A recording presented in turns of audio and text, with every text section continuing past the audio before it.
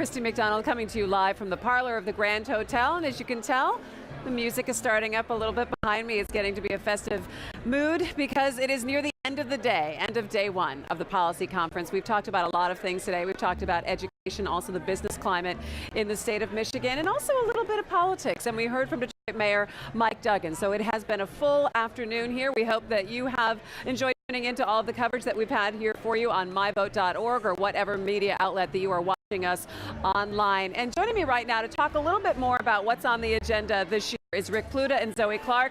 Rick is with Michigan Public Radio. Zoe's with Michigan Radio. And the two of them together do a show called It's Just Politics. And so thank you so much for joining me right now. Let's talk a little bit, Rick, when you come into this policy conference, and I know that you come every year and you cover it, what are you looking for specifically in terms of themes and what we'll get out of this when we leave the island?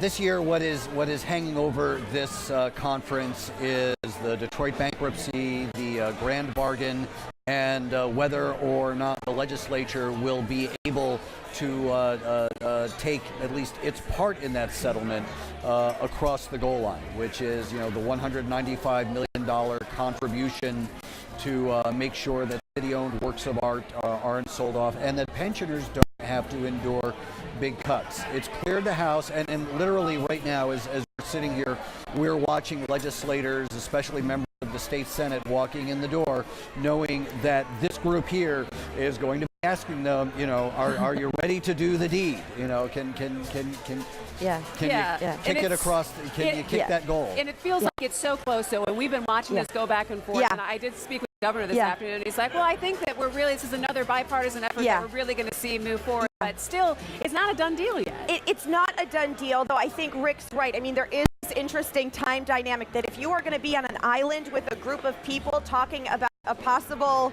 settlement for Detroit, this is the group that you want to be with. The timing almost couldn't be more perfect. In fact, Rick and I were talking last week that maybe even the House vote would wait so that we would see some lobbying here, but obviously, pushed it through the House, so I think Rick's right. The Senate, we're also hearing about road funding. I mean, obviously, this is another group, businesses that are worried about the roads, want money put into infrastructure. Past conferences, we've heard the governor drum up this $1.2 billion number. So I'm hearing a little bit of talk about roads. Yeah, this is a huge priority for business groups. This is a tax increase that has been embraced by the business community. And now, just because of the winter that we just had, that seems to be embraced by the public. That's what I was going to say, Yeah. because, we've been talking about road funding and the fact that Michigan's roads are in terrible shape. And we've been talking about it for years. And the governor has, how about $1.5 billion this year? And then it kind of gets scuttled away. But one of the questions I have, and it will not be answered at this conference because it cannot be answered at this conference,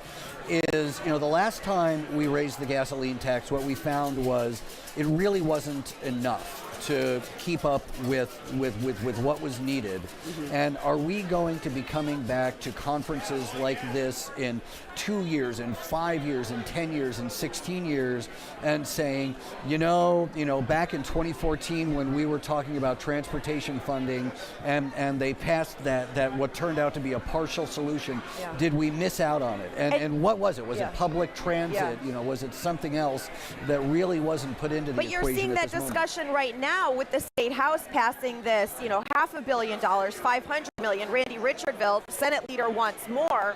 So, everyone wants more. That's the down payment. Does Jace Bolger want more? I mean, that's what we have to watch at. That's what we have to keep an eye on. That was just how far they could take it, but that was supposed to be sort of priming the pump so that the state Senate. But I think it goes to your point, which is depending on how much gets passed, it's probably not going to be the entire fix. So it is going to be a continuing conversation when most voters just want their potholes fixed. I know, but there's so much more than just shoving the asphalt in that one little hole in terms of restructure. We know too that even if this money does get passed, cities, townships aren't going to see it at the earliest until January 1st, 2015. So, I mean, even if we put that money right now and say, here, we're waiting another 7 months. We want it done yesterday. But that's just it. I mean, the components of this, and this deals with, one of the realities of politics is that when you enact an immediate solution to a pressing problem, you can take away the pressure to deal with the bigger issue. And that's one of the things that people are wondering about with road funding and how that will play out here. that we've got the $500 million part of the solution. Yeah. Are we going to get to the 1.2, Right. 1.5, Yeah. 2 billion Yeah. part of the and just to solution? throw the Trump card down on all of this, how the minimum wage vote in the past 2 weeks has All right, played into. I want to talk about that real Real quick funny. because all of a sudden that happened very quickly. Yeah. And the governor signed it that just quickly. this week. Well, not that, but enough where all of a sudden it's like, well, look what we got here. Oh, I Let's would put this disagree. I think it together. happened very I think it quickly. happened- Everything had been lining Maybe up not for for a you, while. Rick, but for the general public who didn't think that this was anywhere near a Yeah. legislative priority, that Yeah. this suddenly and then got passed and signed. And let's remember, too, we hear lawmakers who all the time say things like, we need time to debate these bills. We need to read them. So Right. for that, it was quick. Respond, Rick. They did not have time because today, this very day, the Raise Michigan Drive turned in their ballot petitions, and a critical component of this is sort of some legislative sleight of hand that's supposed to pull the rug out from under that. That's the part that they needed in place today in order to preempt or try to preempt the ballot drive that would raise the minimum wage even higher, bring into it tipped servers, tipped employees, and index it to inflation.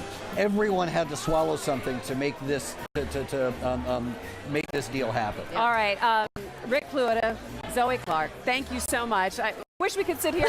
We could talk for an hour more. Oh, we do. We invite you on my show. I want to come on your show next time. We can talk about this. So thank you so much. We'll be talking to you as we continue our coverage here at the Mackinac Policy Conference. And that is going to wrap up day one here up on Mackinac Island from the Grand Hotel. Make sure you join us back here on myvote.org tomorrow morning starting at 9:30. We will have all of the sessions for you streaming live. We also want to hear what you have to say. So find us on social media, find us on Twitter and Facebook at MyVote. We'll be looking at your comments and we will relay them back on air. For everyone at Detroit Public TV, I'm Christy McDonald. Thanks so much for joining me. We'll see you tomorrow here on Mackinac Island. Take care.